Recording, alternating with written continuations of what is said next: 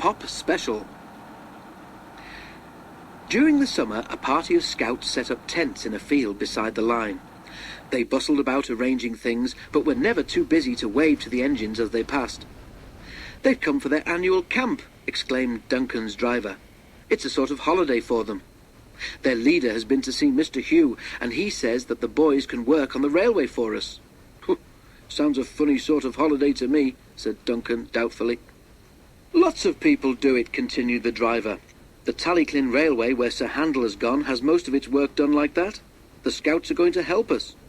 You know that place near the top station where the ditches are bad and we have to be careful when it's wet? Well, the scouts are going to put that right for us." The engines were pleased, because they didn't like having to slow down there in wet or frosty weather. It was anything but frosty at present.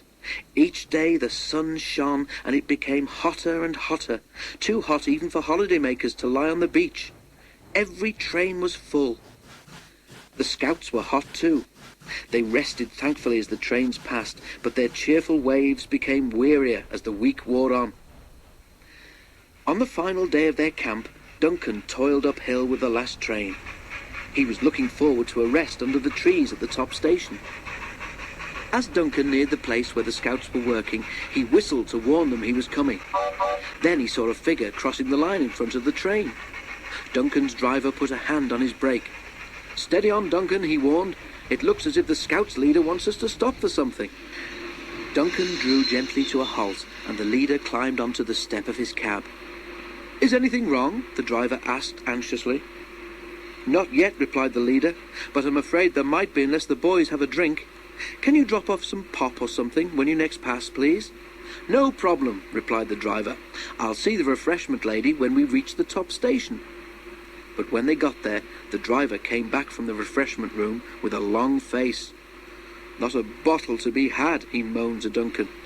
"Everyone's as thirsty as those boys. So now what?" Duncan didn't know. He thought so hard that he began to feel thirsty himself. Then, suddenly, an idea came to him. "Isn't there a shop near the station by the lake?" he said. "Perhaps the lady there—" "Of course," interrupted the fireman excitedly. "We'll leave the coaches here while Duncan takes something to the boys.